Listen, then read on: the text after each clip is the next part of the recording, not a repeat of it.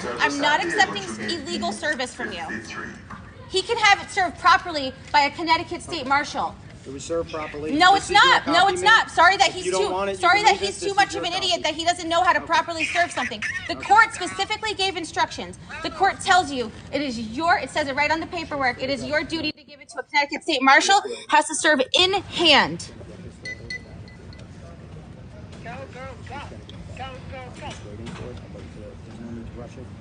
This order is not in effect until it is properly served. It was never properly served. I was never even notified about it until they come and tell me.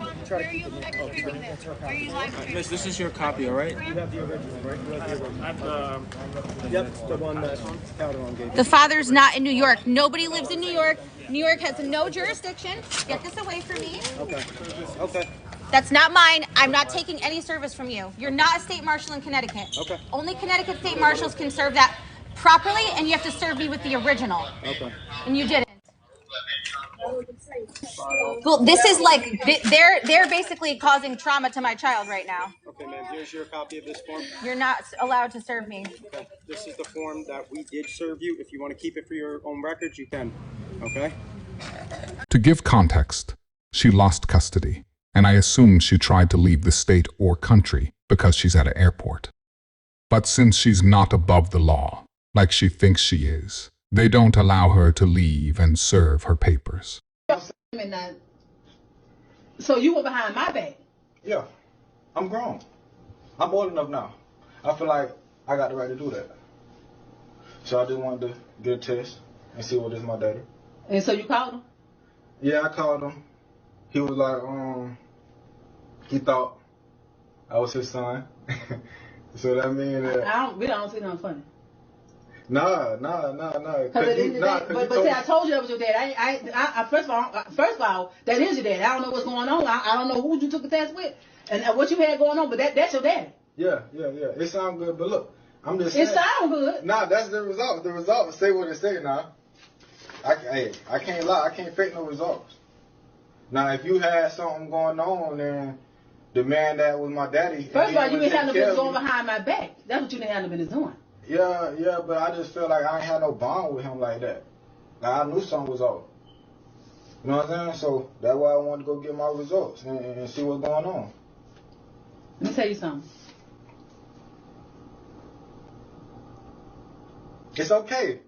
You know, I'm old enough, I understand. Now, if my real dad ain't want to take care of me, you know what I'm saying? See, some things are better left unsaid. Oh, okay. You should just left it like it was. I ain't tell you. I told you that was your daddy. You should have went right on with it all these years. You 18 years old, 19 years old now. It's no sense of trying to go behind my back to figure it out. You too old now. So after she gets caught lying to her son and the other men for over 18 years, she wants to play victim and act like he's the one in the wrong for seeking out the truth. This man came up to me on the subway to ask for my phone number. Well, it looks like there still are some guys approaching women. He should have just asked for $1 at that point. He would have gained more from that conversation than that. Oh dear. It doesn't sound like it went very well, does it? He had the audacity to be like, wait, hold up. Do you have a boyfriend? Because I don't talk to girls in relationships. Wait, that's a bad thing that he asked? How so? I don't talk to men who aren't competitive, okay?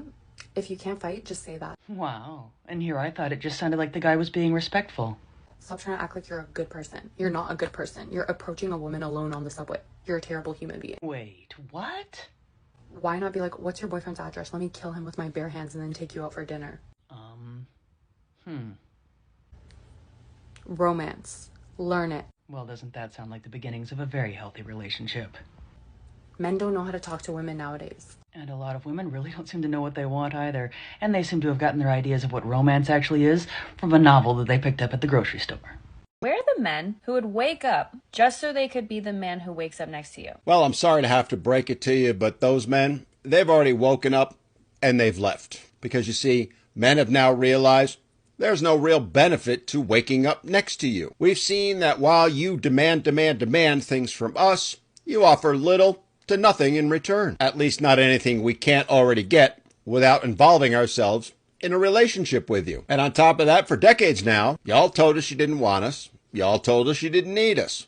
We heard you. And now we're off making a better life for ourselves. One that doesn't involve you. Would we like to have a great relationship? Sure, who wouldn't? But men have finally figured out that the risk simply isn't worth the reward anymore. And now that you guys are figured out that we figured it out, well, now you're wondering, where did all the men go? And then there's this. Like, where are the men who would walk 500 miles? And I would walk 500 miles. Now you know why I was never the lead singer in any of the bands I was in. Anyway, last I knew, they were raking in the royalties still from that song they created 30 years ago that I still can't get out of my head. And then walk another 500 miles for a total of 1,000 just to fall down at your door. No, I'm sorry to disappoint you, but there's no way in hell I'm singing that god-awful song to you. All kidding aside, the point I want to make is that women often want men to meet the expectations of things they hear in songs or see in the movies. As I frequently call it, they're searching for that perfect Disneyland prince, the one that doesn't actually exist, but yet they all think does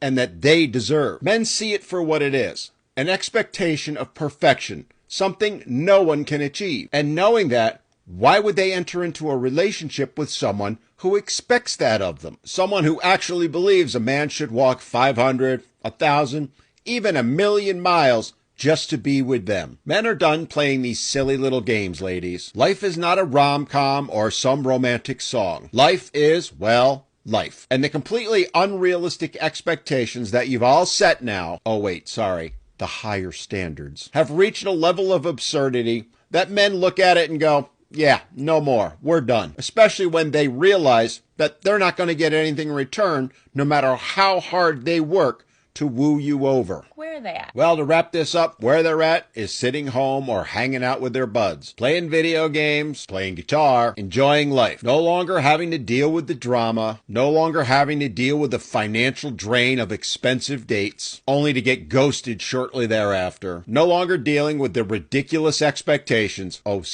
higher standards that you've all set. Ladies, I'm sorry to tell you, but men didn't create this situation. You did. But men have now seen it for what it is, and they're done and walking away. And the really sad part is, they ain't coming back anytime soon. This next video perfectly showcases why men are done with dating and marriage. Let's take a look. So there's a few things that I don't do as a married woman. Number one, I do not cook for my husband. I only cook for my children. My husband will be making his own breakfast, lunch, and dinner.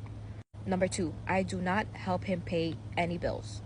So if he is short on the rent, on utilities, or anything like that, it is not my problem. I will not be helping him out. His job is to provide for his family, so I am not financially contributing to any of the bills. Number three, I do not do his laundry. I have my own laundry and my children's laundry to do, so he could do his own. I won't help him put it away. I won't help him fold anything. That's his responsibility. Number four, he is responsible for replacing any of his essentials like soap, shampoo, anything like that. He needs to go buy it himself. Even if I'm at the store, I will not be replacing it for him. If he needs new underwear, new socks, or anything like that, that's for him to do. I'm not going to do it for him. I'm not going to enable a perfectly grown-ass adult, because then they get used to that shit, so no. If you enjoyed this video, I promise you'll enjoy this next video. I will see you there.